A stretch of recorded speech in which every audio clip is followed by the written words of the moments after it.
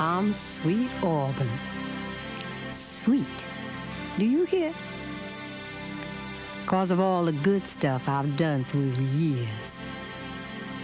They used to call me Wheat Street, but I had them change that after a while to Auburn.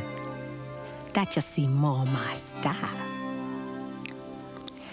I'm 2 miles long and 60 feet wide.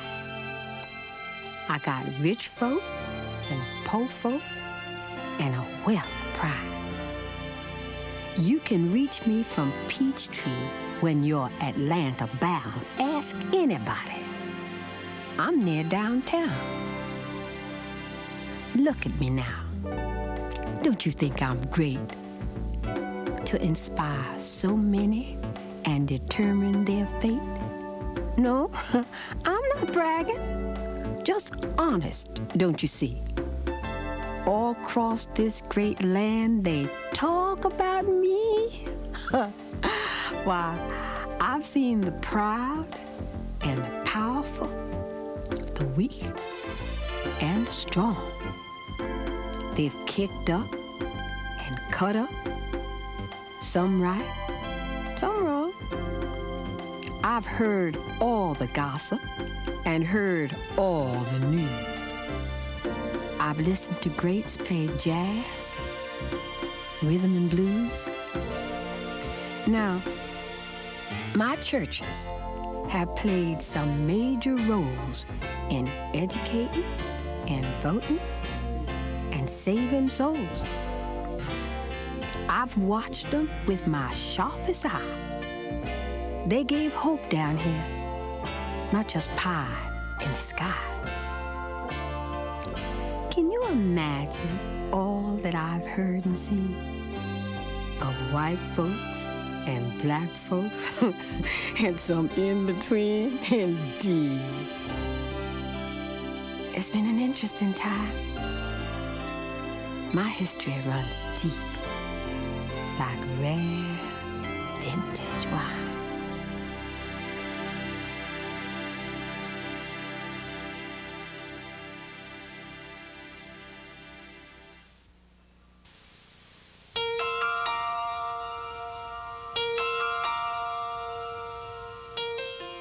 The development of Atlanta's most prosperous black community began at the turn of the century.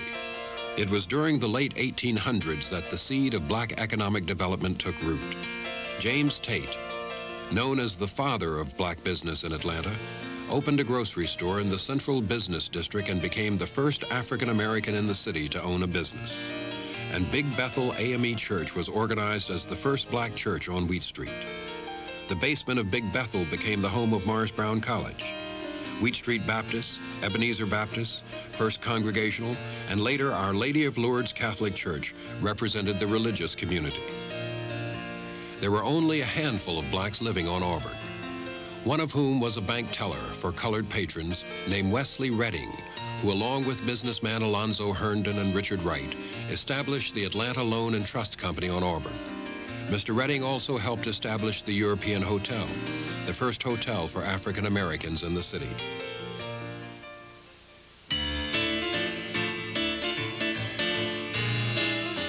(1896), Moses Amos, first black pharmacist in Georgia, established the Gate City Drug Store, which later became Yates and Milton. At the turn of the century, black businesses were beginning to thrive on Auburn. The Atlanta Independent newspaper was founded with Benjamin Davis serving as editor. The first office building owned by a black man in Atlanta was built by Henry A. Rucker, who also had the distinction of being appointed the first black collector of internal revenue for Georgia by President William McKinley in 1897. In 1905, the Atlanta Life Insurance Company was founded by Alonzo Herndon, and Cox Brothers Funeral Home later moved on Auburn Avenue. But economic development also had an unwelcome partner, racial tension.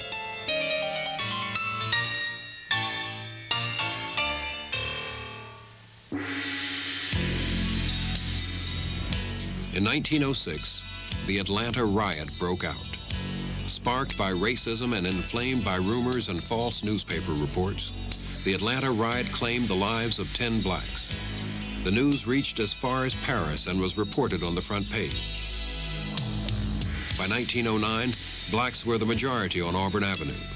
The change resulted from racial strife, segregation laws, and the Atlanta riot itself.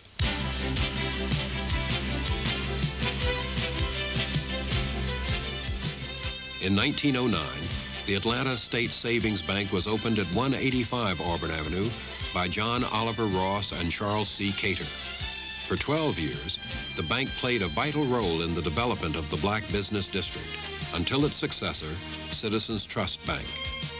Alonzo F. Herndon, owner of several successful barbershops, purchased the Atlanta Benevolent Protective Association from Wheat Street Baptist Church in 1904, which gave birth to one of the most successful insurance companies, the Atlanta Mutual Insurance Association, later renamed the Atlanta Life Insurance Company.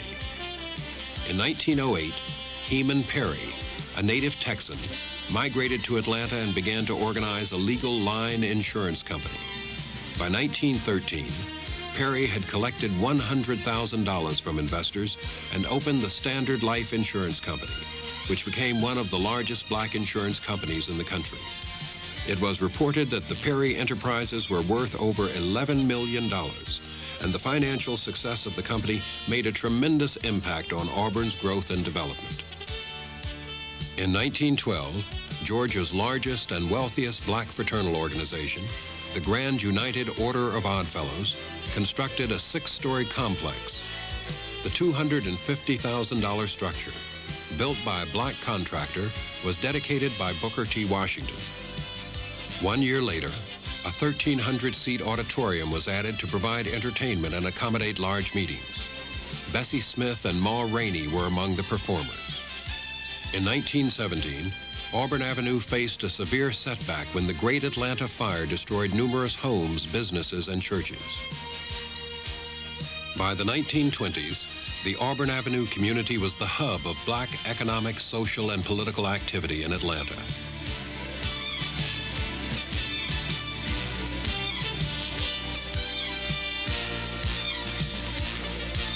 The Atlanta Daily World, owned and operated by the Scott family for nearly 60 years, and the oldest black daily in the country.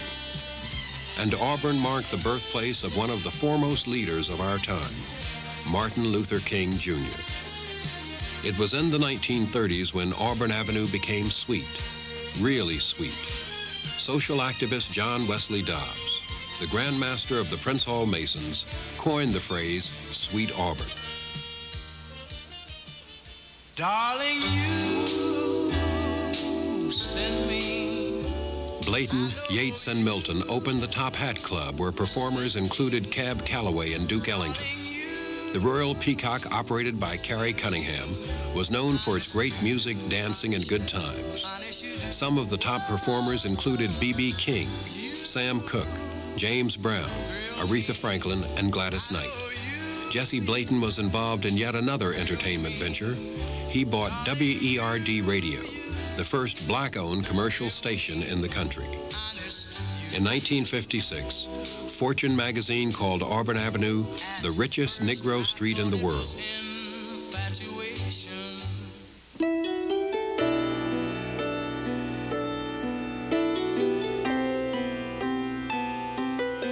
In 1957, Reverend William Holmes Borders, pastor of Wheat Street Baptist Church, was among several ministers who were arrested for violating bus segregation laws.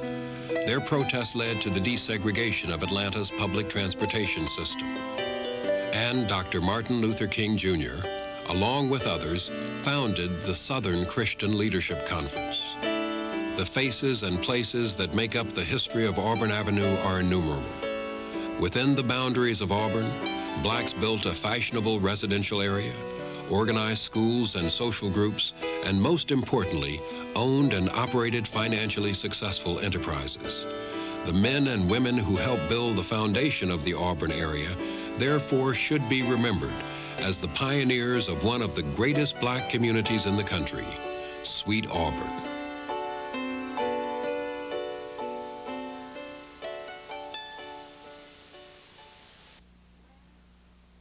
Well, that's just a little of what went on. Why, so much has happened. I could write a book of songs. But I'll keep a few secrets. That's wise, don't you see?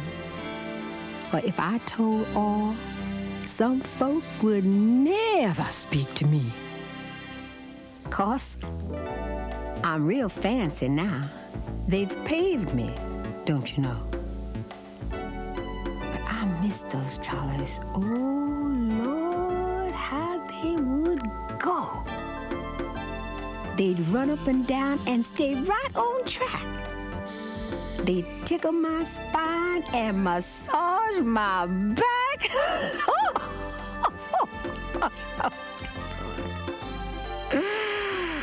But in the name of progress, I'll never forget when they put that hot tar down. Lord, it gave me a fit.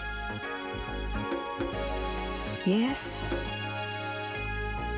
there's a lot of history flowing in these veins. Sadness and joy, happiness, pain. But through the years, I've tried to stand tall, because I didn't want to miss anything at all. There's talk now about reviving me. Well, I was never dead, just breathing heavily. Someone asked me what kind of name is Sweet Auburn for a street. I laughed and told him, listen, just listen to my beat.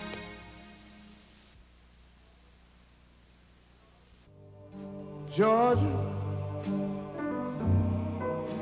Georgia, the whole day through,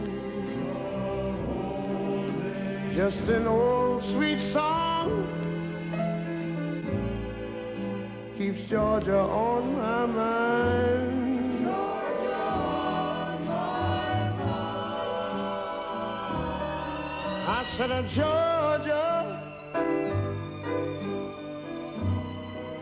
Georgia, a song of you comes as sweet and clear as moonlight through the pine.